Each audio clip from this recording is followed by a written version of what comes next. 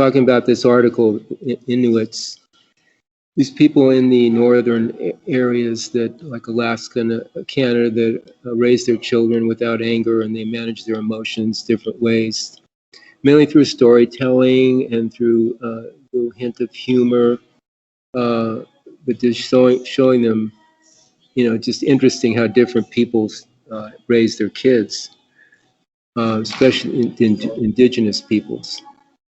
Hi, this is Tim. Hi, Tim. Yes, the Inuits had a big change in their lifestyle when alcohol was introduced into their villages. They became very violent and abusive in many ways. And so just how powerful the alcohol is affects the humans no matter where they are. One of the many contributions we've made, the white men have made, yes, to the indigenous people. Okay, and the next story is Dostoyevsky's Dream.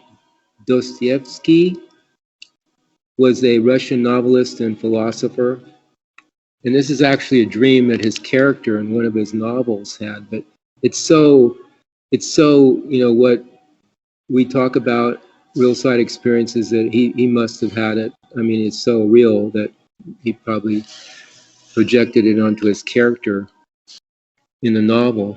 He lived around 1870 or so. In his dream, the character so-called discovered the meaning of life. In the story, one of the titles of the story is The Dream of a Ridiculous Man.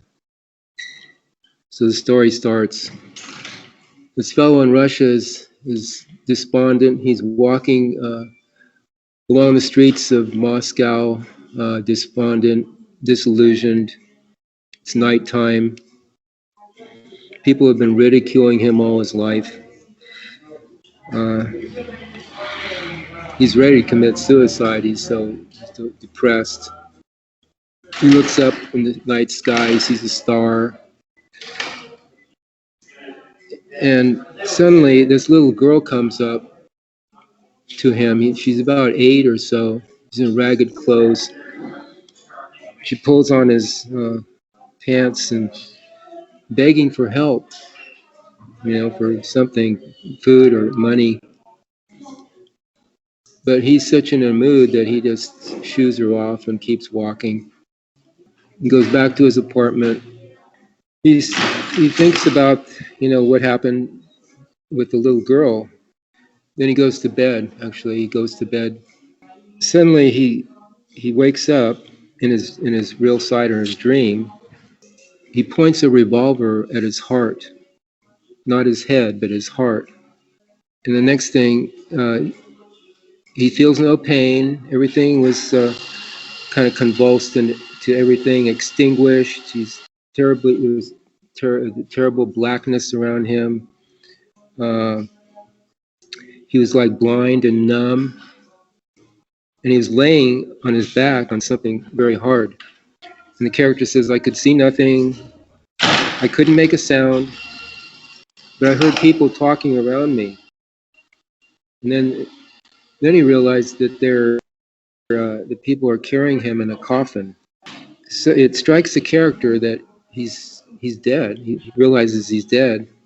So he cannot move. He cannot see or move, yet he can think and feel. And then he feels himself being buried in the earth. And he says, I expected nothing, accepted my situation without question, that dead man has nothing to expect. He felt dampness around him, and he really didn't know how long he was down there, whether it was a day or a month or years. There was no time really. And then suddenly a drop of water fell on his left eye, and which had leaked through the coffin into his grave. And he began to feel like deep indignation in his heart. He actually felt the physical pain where he had shot himself in his heart. He cried out, if there exists a purpose more intelligent than things exist now, let it be expressed here, he says to himself. Kind of a poetic way of saying it. He says, he thinks to himself, if life take vengeance on me for taking my life, no torture will be ever compared to the contempt I feel for myself here, for doing what I did. And suddenly the grave opened and he was taken by a dark being out into space. It was deep, dark space, very, very dark. Never seen such darkness before. And the character asked nothing of this being, and he wasn't afraid. But soon he saw a star in the space, and it was the same star he had seen on the street when he was walking the street, just before the little girl came up to him. And then the scene changed. He saw his sun, and it revived and touched his heart. And he found himself in another world with people that were like shining with bright radiance, and they're walking around happy and full of light and love, so to speak. And then he had a moment of, I'd say, recognition, or some sort of aha moment, whether it was recognition or something, but this is my take on it. But in an instant, the character understood, and he woke up from the experience and with crying and rapture filling his being. But what his understanding was of this was that everybody were in the same life, and we are to support each other. And if he had taken his own life, then, well, he would have been, whatever. But this little girl showed him basically that there's more to life, that it makes sense to support each other. Then there would be life. If he took his own life, there would be no life. But sharing something with the girl or doing something to support her would create life, basically. So that's the story that Dostoyevsky wrote in his novel. So I thought I'd share that. That was kind of fun, because Duane talks about the people in the pyramids and how people that are buried sometimes in a coffin, they're stuck there. If they don't know if there's anything else. So this story kind of demonstrates that too. This fella, Dostoyevsky, I imagine he must have had a similar experience to be able to write about it, or maybe took it from something else. But it's just interesting to share.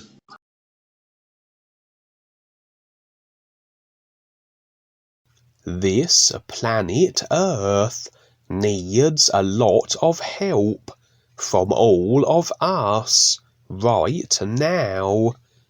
Dean Val of NUUU, Nations United, UNUversal, UNUversity, is contacting people around this world every day to share the importance of the all-natural environment supporting all of us. Dean Val and Duane Lee Heppner.org 501c3 have created CAN, Community Action Network, to help all communities become aware of how to be self-sufficient with permaculture and food and rainforests.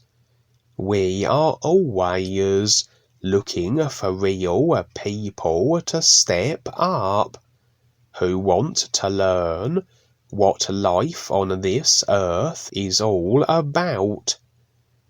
We will be leasing large portions of land to create something wonderful for all communities everywhere. Contact Val Vitals on Skype and Facebook to get involved with what we all can do now, or through the phone number provided or the website in the links. Duane the Great Writer.net. Join us for weekly environment awareness Skypes every Sunday at 11 p.m. Pacific Standard Time. The NUUU, Nations United UNUversal UNUversity, is dedicated to supporting and providing a real purpose and real awareness with the all-natural environment, supporting all of us. First comes this earth, with food and rainforests, and to protect what is still here. For those who have the awareness to see what is actually taking place here, with all the natural devastation, which is also purposely planned by WorldKontrollers, you now have a real opportunity to step up and do something with those who also care about your planet Earth. Duane Lee Heppner has created the NUUU, Nations United UNUversal UNUversity, which completely entails the all-natural environment everywhere, and a real education that has real value, and that far surpasses any commonly created indoctrinating educational system that does not focus on what sustains all of us naturally. Real survival makes sense, with everything here that is self-sustaining.